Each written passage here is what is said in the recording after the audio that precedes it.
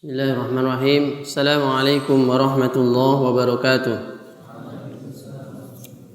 Alhamdulillah wassalatu wassalamu ala Rasulillah wa ala alihi wa sahbihi wa man ittaba'a hudah, amma ba'd. Di antara keutamaan salat subuh dan salat asar adalah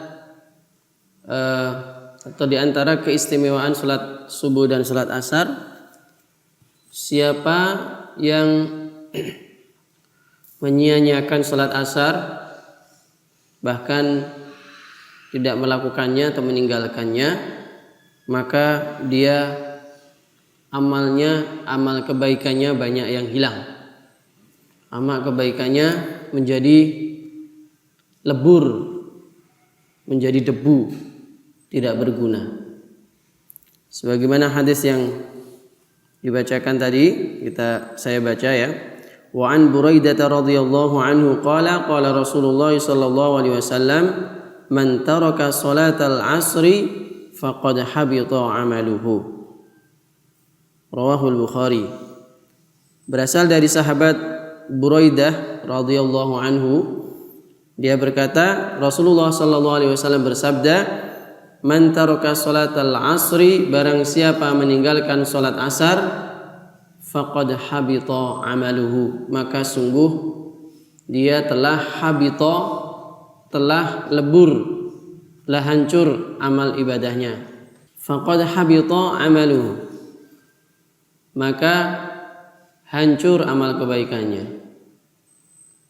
Jadi kalau ada orang dengan sengaja meninggalkan salat asar, ya mungkin karena pekerjaan, kemudian dia tunda, akhirnya sampailah maghrib dan dia tidak melakukannya, maka dia habita amalu, dia meninggalkan salat asar dengan sengaja, maka amal kebaikannya hancur. Sebenarnya ini tidak hanya salat asar, salat wajib semuanya 5 waktu itu apabila ia tinggalkan, maka dia telah melakukan dosa besar. Sebagaimana Rasulullah SAW telah bersabda, al-ahdul ladzi bainana wa bainahumus shalah, faman tarakaha faqad kafar. Barang siapa al-ahdul ladzi bainana wa bainahumus shalah, perjanjian kami dengan mereka, MOU-nya adalah apa? Menegakkan salat 5 waktu dengan baik. Faman tarakaha faqad kafar. Barang siapa telah meninggalkan salat 5 waktu ini, maka dia telah dosa yang sangat besar, mendekati kekufuran. Hampir-hampir dia keluar dari Islam, sehingga dia amal-amal kebaikannya hancur. Amal-amal kebaikannya hancur. Karena apa? Salat itu ibaratnya tiang agama. Sebagaimana sabda Nabi, sebagaimana riwayat hadis ya, as-salatu wa amuduhu as-salah. Bagaimana rasul islami al-islam wa amuduhu as-salah. Rasul amri al-islam wa amuduhu as-salah. Rasul amri, modal suatu kebaikan adalah masuk Islam. Setelah masuk Islam, amuduhu as-salah, dan amuduhu as-salah. Hadis yang sahih, dan amuduhu, dan tiang dari Islam itu adalah salat. Ibaratnya kalau agama Islam ini adalah suatu bangunan, salat 5 waktu adalah tiangnya.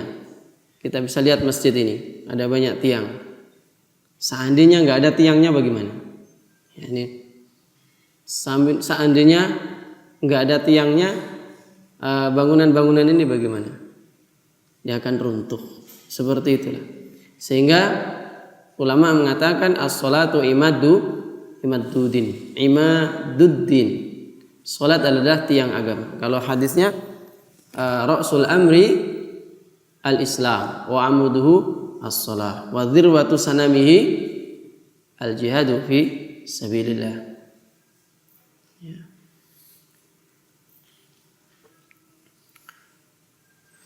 Lebih-lebih sholat asar ini yang sering ditinggalkan. Kenapa ini dipentingkan sholat asar? Karena sholat asar ini sangat luar biasa. Ada banyak keistimewaan yang telah kita sampaikan sebelumnya. Di antaranya dihadiri para malaikat siang dan malam. Malaikat yang shift malam, ya malaikat yang shift siang itu akan hadir di sholat asar dan sholat subuh. Kemudian disebut dengan sholat yang dingin, yang orang mungkin agak malas, bahkan menjadi pembeda antara orang yang munafik dengan orang yang beriman. Jadi biasanya kalau orang munafik itu tidak mau sholat subuh, dan juga asar pun menjadi berat juga karena mereka masih kerja dan seterusnya.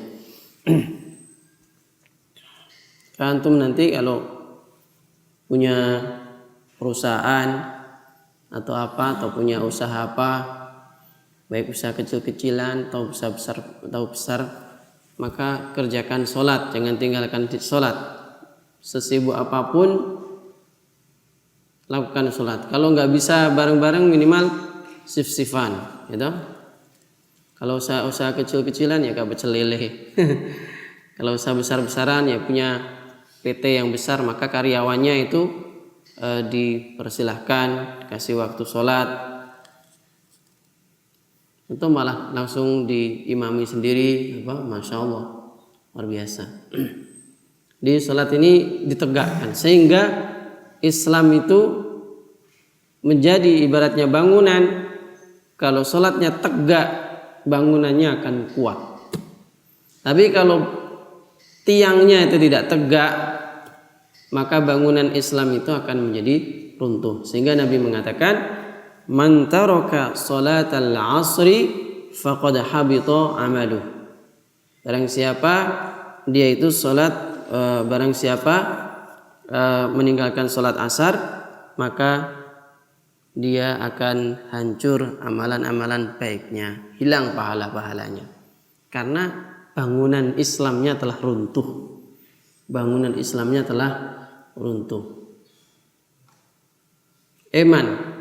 Ya kalau Allah mengampuni akan diampuni, kalau enggak itu sangat dosa besar, sehingga kalau Allah tidak mengampuni pun ya itu memang dosa besar. Gitu.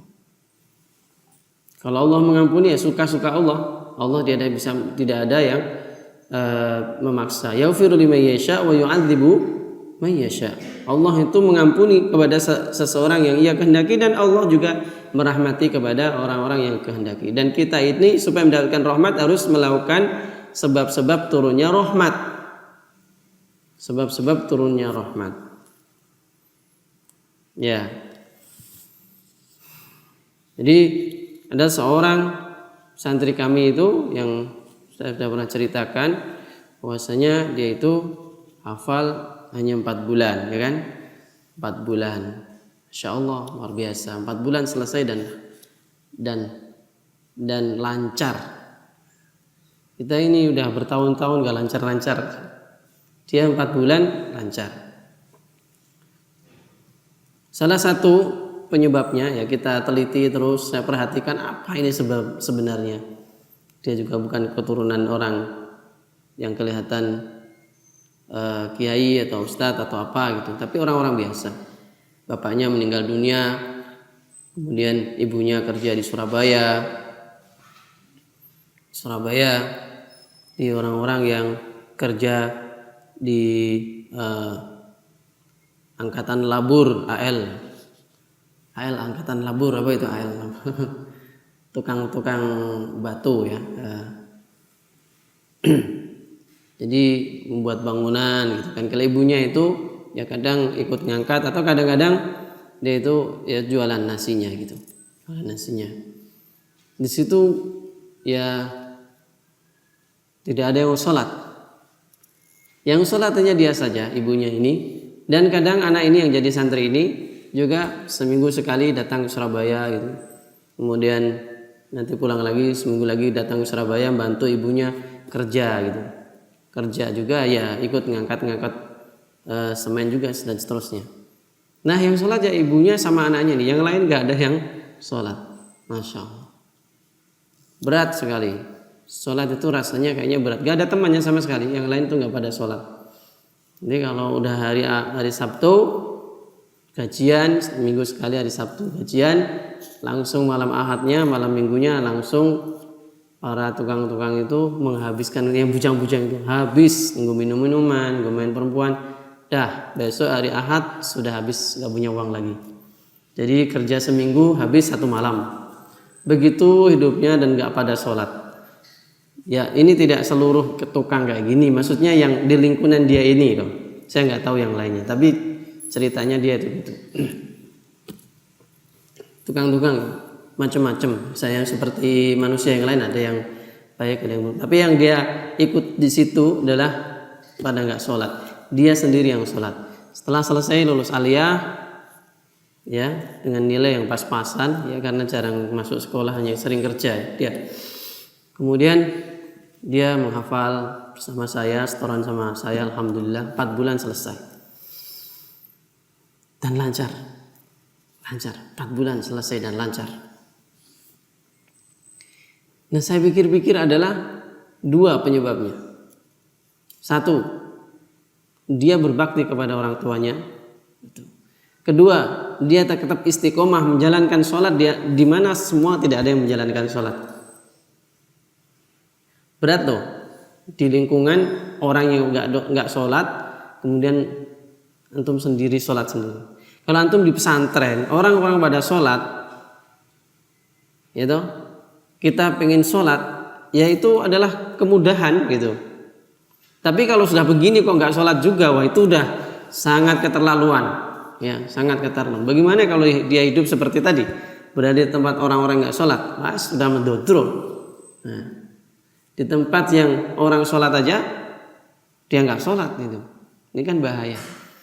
Nah orang ini ada di tempat orang-orang yang banyak bermaksiat, tapi dia menegakkan sholat. Maka orang yang al-mutamassik bisunnati fi idza fasada zaman kamathali arba'ina syahidan atau kama qala Rasulullah SAW. Orang yang berpegang teguh pada ajaran agama ini di tengah zaman yang rusak, maka seperti orang 40 orang syahid. Ya. Maka Allah memberikan kemudahan, memberikan keistimewaan, dia pun menghafal Al-Quran hanya 4 bulan. Maka penting orang tetap memegang teguh ajaran Islam, khususnya sholat yang jauh-jauh. Ini tiang agama, ini perkara penting dalam agama Islam. Dalam bangunan ini paling penting apa? Antum bisa lihat. Ya selain pondasi, pondasinya syahadat la ilaha illallah Muhammadur Rasulullah. Kemudian tiangnya ini adalah apa? Tiangnya adalah sholat itu sendiri. Subhanallah.